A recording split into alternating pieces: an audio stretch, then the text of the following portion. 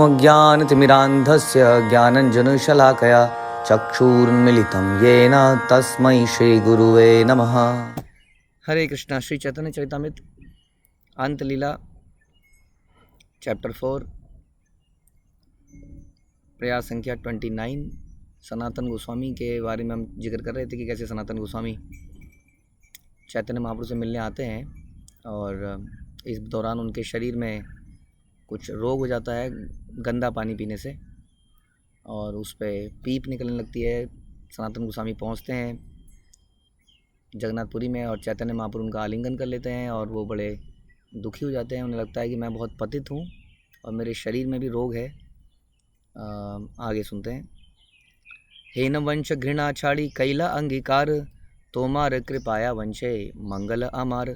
हे प्रभु, आपने मेरे परिवार से घृणा किए बिना मुझे अपने सेवक के रूप में स्वीकार किया है। केवल आपकी कृपा से ही मेरे परिवार में मंगल ही मंगल है। भगवान का सेवक बनना कोई साधारण बात नहीं है, इसलिए सेवक बनने के लिए भी क्वालिफ़िकेशन की आवश्यकता है। इस संसार में भी हम जॉब करते हैं तो उसके लिए हमें कुछ क्वालिफ़िकेशन चाहिए, इंटरव्यू देना पड़ता है। हाँ, तो वैसे ही यहाँ ये बता रहे हैं कि सेवक के रूप में स्वीकार किया जाना। हम ऐसा नहीं है कि सेवा हम कर रहे हैं तो हमारा अधिकार बन गया चीज़ों के ऊपर, या सेवा के ऊपर हमारा अधिकार बन गया। सेवा के लिए भी भगवान हमें एक्सेप्ट करते हैं, गुरु परंपरा में एक्सेप्ट करती है। तो we should be very happy and grateful, जैसा हम अक्सर बोलते हैं कि मुझे सेवा में लगाया गया, इन्वॉल्व किया गया। और उसके लिए हमें ऐसे ही भाव करना चाहिए जैसे बोल रहे हैं कि आपने मुझे बिना मुझ पर घृणा किए, क्योंकि मैं एक दरिद्र यानी कि शूद्र जैसा व्यक्ति था, जो कि मेरे लिए, हम सब के लिए कह सकते हैं एप्लीकेबल है, लेकिन फिर भी हमें एक्सेप्ट किया गया ऐसी जगह में जो कि परम शुद्ध लोगों की है। क्योंकि ऐसे आचार्य जो हम सुनते हैं अपने आचार्य वंशावली, तो बहुत ही अद्भुत है। भगवान के नित्य पार्षद हमारी गुरु परंपरा में, उसमें हमें स्वीकार किया जाना, हमारे अंदर यही विचार आना चाहिए कि आपने मुझे, मेरे परिवार को बिना घृणा किए मुझे अपने सेवक के रूप में स्वीकार किया है। केवल आपकी कृपा से मेरे परिवार में मंगल ही मंगल है वास्तव में।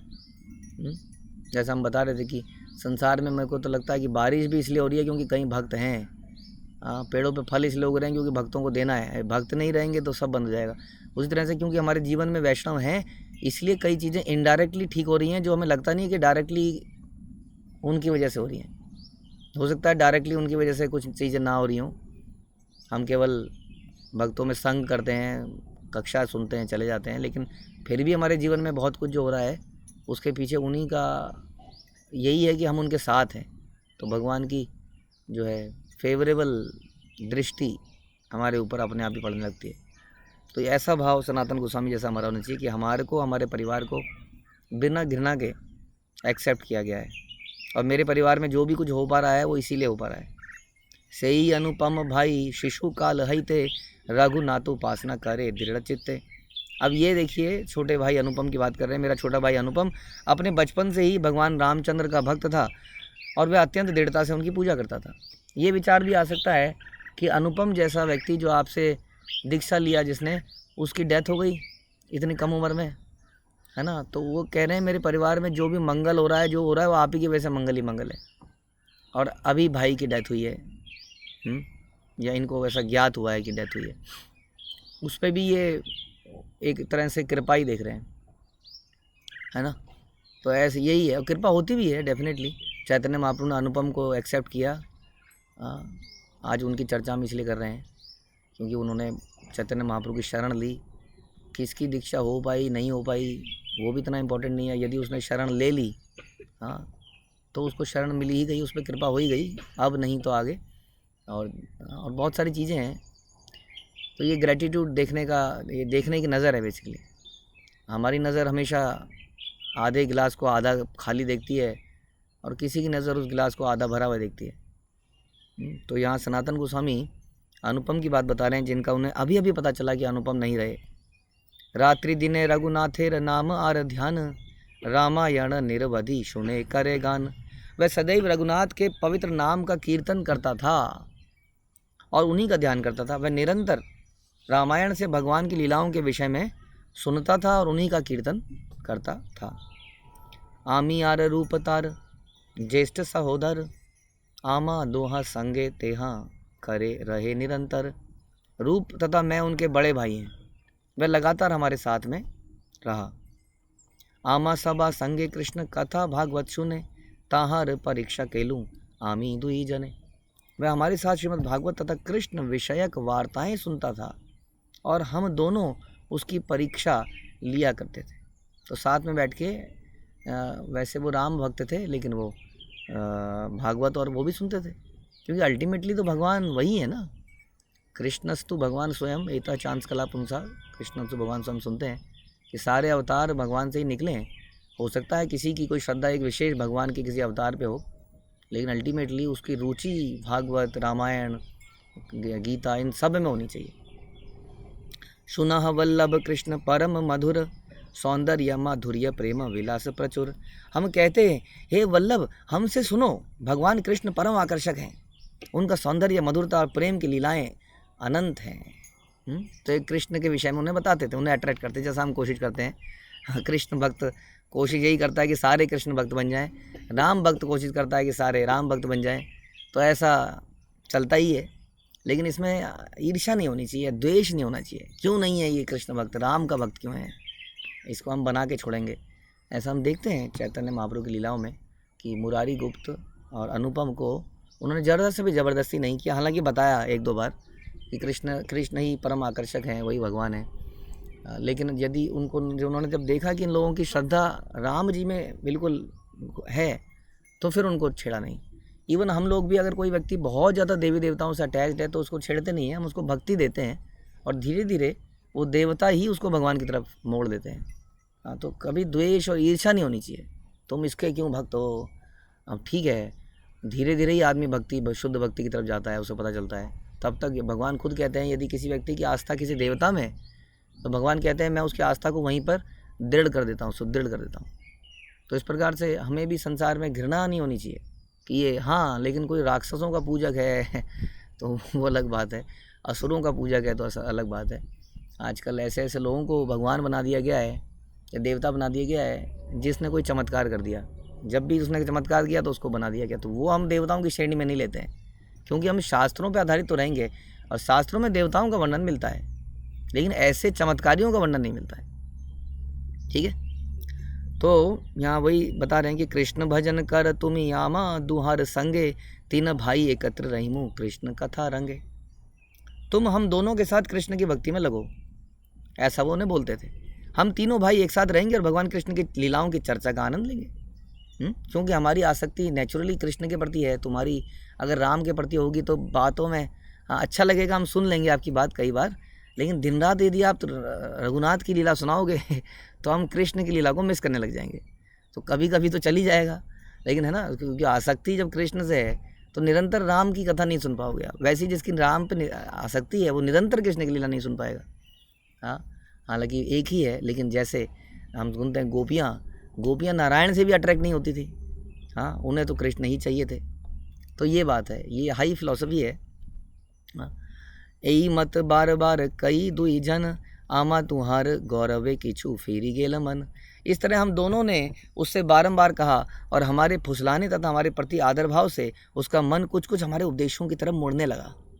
हाँ, तो ऐसा लगा कि वो समझ रहा है इस बात को और धीरे धीरे ऐसा लगता है कृष्ण भक्त बन जाएगा। तोमा दुहार आज्ञा आमी केमने लघिमु, दीक्षा मंत्र देह कृष्ण भजन करिमु। वल्लभ ने उत्तर दिया, यानी कि अनुपम ने, हे प्रिय भ्राताओं, मैं आपके आदेशों का उल्लंघन कैसे कर सकता हूँ, आप तो मेरे भाई हो, बड़े भाई हो। मुझे कृष्ण मंत्र की दीक्षा दे दीजिए जिससे मैं कृष्ण भक्ति कर सकूँ। अब कई लोग ऐसे हैं जो हम में से भी कई लोग, कभी कोई लोग विष्णु के बड़े प्रेमी थे, राम जी के थे या किसी और उसके थे। तो अब जब धीरे धीरे भक्तों के बीच में आके उनकी आसक्ति भी भगवान से हो जाती है, क्योंकि भगवान सर्व आकर्षक हैं और भगवान की प्रसन्नता में सभी की प्रसन्नता हो जाती है, सारे अवतारों की। तो ये बात समझते हुए कई लोग आ जाते हैं, लेकिन कई लोग नहीं भी आ पाते हैं, जिनकी आसक्ति बहुत ज़्यादा होती है, तो फिर उनको छेड़ना नहीं चाहिए। हमने डिस्कस किया। एतक ही रात्रि काले करे न चिंतन, केमने छाड़ी मु रघुनाथेर चरण। लेकिन ये कह तो उसने दिया, अनुपम ने या वल्लभ ने, लेकिन रात को वो विचार करने लगा। अब उसके दिमाग में आने लगा, अच्छा इसका मतलब ये है कि मैं राम को छोड़ दूंगा। हाँ, मैं किस तरह भगवान रघुनाथ के चरण कमलों को छोड़ पाऊंगा।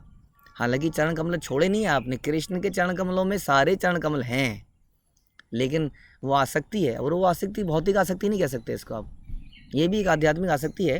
भगवान को हर अवतार में कुछ संगी चाहिए। अब राम को हनुमान की ज़रूरत है कि नहीं? तो हनुमान की आसक्ति राम में होना नेचुरल है तो हनुमान राम के चरण छोड़ के कृष्ण के चरण पकड़ लें थोड़ा मुश्किल है, क्योंकि उस अवतार हर अवतार को कुछ के संगी होते ही हैं, उनके साथ रमण करते हैं, घूमते हैं। तो इस प्रकार सब रात्रि क्रंदन करी कैला जागरण, प्रातः काले आमा दुआया कैला निवेदन। वह रात भर जागता रहा और रोता रहा, यही सोच के कि मुझे रघुनाथ के चरण कमलों को छोड़ना पड़ जाएगा। प्रातः काल वो हमारे पास आया और निवेदन करने लगा, रघुनाथेर पाद पद में वैची आछो माथा, काड़ी तेना पारो माथा पाड़ बड़ व्यथा। मैंने अपना सर भगवान रामचंद्र के चरण कमलों में बेच दिया है। अब जब मैं बेच चुका हूँ अपने आप को, तो मैं कैसे उसको दोबारा बेच सकता हूँ? बिकी हुई चीज़ कैसे बिकेगी भाई? तो मैंने तो रामचंद्र को ऑलरेडी सब कुछ दे चुका हूँ, मैं इसको वापस नहीं ले पाऊँगा, यह मेरे लिए अत्यधिक पीड़ादायक होगा। हाँ, ऐसा लगता है कि प्राण ही चले जाएंगे। कृपा करी मोरे आ गया देह दुई जन, जन्मे जन्मे सेऊ रघुनाथेर चरण। आप दोनों मुझ पर कृपालु हों और इस तरह आज्ञा दें कि मैं जन्म जन्मांतर तक भगवान रघुनाथ के चरण कमलों की सेवा कर सकूँ। आशीर्वाद तो आप ही दोगे, क्योंकि आप परम भक्त हैं। तो आप मुझे आशीर्वाद दें कि मैं अपने इष्ट देव, अब ये इष्ट देव अगेन मैंने बोला, ये इष्ट देव वो नहीं है जो आजकल परंपरा बन गई है हमारे कुल के, कुल देवता, कुल गुरु, कुल ये, वो चाहे कोई भी हो, शास्त्रों द्वारा प्रमाणित हो या ना हो, हमारे चले आ रहे हैं। तो इसलिए हमारे यहाँ पूजा इसलिए होगी क्योंकि ऐसी पूजा चली आ रही है। जैसे ब्रजवासियों ने बोला कि हम इंद्र की पूजा चली आ रही है, तो भगवान ने कहा ये क्या मतलब हुआ? चली आ रही है इसलिए थोड़ी चलते रहने देंगे, इंद्र की ड्यूटी है बारिश करना, so you should not be doing it. तो उन्होंने फिर गोवर्धन की पूजा के लिए बोला। तो केवल इसलिए नहीं, लेकिन जैसा हमें श्रील प्रभुपाद बताते हैं कि भगवान राम है, नरसिंह है, वामन है, इन अवतारों की यदि कोई पूजा करता है तो वो वैलिड पूजा है, वो भी सही भक्त है, उसको गलत नहीं, क्योंकि भगवान के ही अवतार है। समझना पड़ेगा कौन अवतार हैं, कौन देवता है, कौन किसको, कोई मनुष्य है जिसको कोई चमत्कारी शक्ति प्राप्त हो गई है, योग शक्ति प्राप्त हो गई है, हाँ, वो भगवान थोड़ी बन जाएगा। तो रघुनाथ बोलते हैं मुझे आशीर्वाद दे कि मैं रघुनाथ के चरण कमल को पकड़ के रहूँ। रघुनाथेर पाद पद्म छाड़ न आया, छाड़ी बार मन हिला प्राण फाटी आया। मेरे लिए भगवान रघुनाथ के चरण कमलों को छोड़ पाना संभव है, और जब भी मैं सोचता हूँ इस बारे में तो मेरा हृदय विदीर्ण हो जाता है, फटने लगता है, मरने लगता है। तबे आमी दुए तारे आलिंगन कैलूँ, साधु दृढ़ भक्ति तुम्हार कहीं प्रसाद सिन लूँ। यह सुनकर हम दोनों ने उसका आलिंगन कर लिया, और वास्तव में यही अटैचमेंट हमें पैदा करनी चाहिए। Our attachment should not be like कि कहीं पर उस भगवान राम की निंदा हो रही है और हम सुन रहे हैं, कोई बात नहीं, सुन लेते हैं, क्या है, हाँ, क्योंकि वो तो हमारे आराध्य हैं, हमारे सब कुछ है। हाँ, इतनी अटैचमेंट हमारी डेवलप होनी चाहिए भक्तों में, गुरु में, परंपरा में, भगवान में। केवल काम चलाऊ भक्त नहीं बनना है, मौका परस्त भक्त नहीं बनना है, we should be deeply attached, जैसे कि ये हैं। हाँ, ये कह रहे हैं कि आपकी बातें बहुत अच्छी लगती हैं, लेकिन रघुनाथ के चरण कमलों को नहीं छोड़ पाऊँगा, मर जाऊँगा। हाँ, ये सुन के रूप और सनातन ने बता रहे हैं कि उसका आलिंगन कर लिया और उसका प्रोत्साहित किया, तुम महान संत हो, महान भक्त हो, क्योंकि भक्ति में तुम्हारा संकल्प दृढ़ है। इस तरह हम दोनों ने उसकी प्रशंसा करी। तो बड़े ही इस तरह से ऐसे विचारों का होना, इसलिए शिक्षा का होना ज़रूरी है भक्ति में। शिक्षा का ना होने के कारण कई बार क्या होता है, हम एक दूसरे की निंदा करने लगते हैं, हाँ, बिना समझे हुए कि ये भी तो भगवान का ही भक्त है भाई, क्या दिक्कत है अगर, हाँ, रघुनाथ जी का भक्त है तो, हाँ, तो कई बार ऐसा हो जाता है। ऐसा बताया गया है इवन कि कभी कोई देवता का भी भक्त है तो आप ना तो देवता की निंदा कर सकते हो, ना उस देवता के भक्त की निंदा कर सकते हो। आप यही समझ सकते हो कि भगवान धीरे धीरे इनको अपनी शुद्ध भक्ति देंगे, और वो देवता भी धीरे धीरे जब वो व्यक्ति शुद्ध हो जाएगा इच्छाओं से, तो भगवान की तरफ उसको मोड़ेंगे। तो उन्होंने उसको प्रोत्साहित किया। ये वंशेर ऊपरे तोमार हय कृपा लेश, सकल मंगल ताहे खंडे सब क्लेश। हे प्रभु, आप जिस वंश पर लेश मात्र भी कृपा करते हैं, हाँ, बता रहे हैं, क्योंकि वो कह रहे हैं कि मेरा पूरा परिवार अनुपम है, रूप है, सनातन, हम सब लोग, और बाद में जीव गोस्वामी भी आएंगे जो कि अनुपम के पुत्र थे। तो ये सब के ऊपर कृपा, आप जिस पर लेश मात्र भी कृपा कर देते हैं, वह सदैव भाग्यशाली हो जाता है, क्योंकि ऐसी कृपा से सारे कष्ट लुप्त हो जाते हैं। गोसाई कहेन एई मत मुरारी गुप्त, पूर्वे आमी परीक्षिलूँ, तार ए रीत। चैतन्य महाप्रभु क्या बोलते हैं, देखिए ऐसी ही घटना मुरारी गुप्त के साथ भी हुई है। चैतन्य महाप्रभु बोलते हैं कि पहले मैंने उसकी परीक्षा ली मुरारी गुप्त की कि तुम कृष्ण भक्त क्यों नहीं बन जाते। हाँ, कृष्ण के अंदर सारे ही अवतार हैं। तो मुरारी गुप्त के साथ भी यही हुआ कि वो रात भर रोता रहा, मेरा प्राण चार चले जाएंगे, और मेरे चरणों में आके गिर पड़ा सवेरे कि मैं राम को नहीं छोड़ सकता। हम जाते हैं मायापुर में, तो आज भी मुरारी गुप्त का घर है जहाँ पर राम जी का मंदिर है। तो चैतन्य महाप्रभु उसको फिर सपोर्ट करते हैं, प्रेम देते हैं कि तुम एक बहुत अच्छे भक्त हो, वास्तव में तुम स्वयं मुरारी गुप्त, तुम स्वयं हनुमान हो। हाँ, ऐसा उनको बोलते हैं। तो वही घटना चैतन्य महाप्रभु यहाँ पर बता रहे हैं कि हाँ, ऐसा ही पहले हुआ था मुरारी गुप्त के साथ। मैंने उसकी परीक्षा ली, लेकिन जब देखा कि वो बहुत ही अटैच्ड है राम जी से, तब मैंने उसको प्रोत्साहित किया। सही भक्त धन्य ये ना छाड़े प्रभुर चरणे, सही प्रभु धन्य ये ना छाड़े निज जन। वह भक्त धन्य है जो अपने स्वामी की शरण नहीं छोड़ता, और वह स्वामी धन्य है जो अपने सेवक को नहीं छोड़ता। तो हमें क्या समझ में आता है कि हमें अपने स्वामी को छोड़ना नहीं है, ना इस परंपरा को नहीं छोड़ना है। इसमें ऊंच नीच आएगी, कई बार ऐसा आएगा, परीक्षा ली जाएगी, हमें लगेगा ओहो ये दूसरी परंपरा के मंदिर तो फैल गए हैं, क्या मंदिर, क्या लाइट एंड साउंड शो चल रहा है यहाँ पर, हमारे मंदिर में क्या चल रहा है, चलो थोड़ा वहाँ भी हुआ है, थोड़ा यहाँ। मतलब परंपरा के प्रति आसक्ति भी होना ज़रूरी है, ये हमें दिखता है। क्योंकि जैसे हम कई बार सुनते हैं कि हनुमान जी जब इतने अच्छे भक्त हैं तो क्यों ना हम उनको फॉलो कर लें, जब शिव जी इतने अच्छे भक्त हैं तो क्यों ना हम शिव जी को फॉलो कर लें। तो वो बहुत अच्छे भक्त हैं और मतलब पूजनीय हैं वास्तव में, लेकिन हमारी एक अपनी परंपरा है। हमें अपनी परंपरा से जब अटैच हो जाएंगे तो क्या मिलेगी, हमें उससे कृपा मिलेगी। तो इसलिए हमें अपनी परंपरा से अटैच रहना बड़ा ज़रूरी है, उनकी सेवा करना बड़ा ज़रूरी है। While at the same time we respect all this devotees. हम तो अक्सर हनुमान जी की और शिव जी की ग्लोरिफिकेशन करते हैं, है ना, लेकिन हमारी एक अपनी परंपरा है, श्रील प्रभुपाद चैतन्य महाप्रभु से चली आ रही। तो गुरु के प्रति, अपने भगवान के प्रति हमारी अटैचमेंट होनी चाहिए।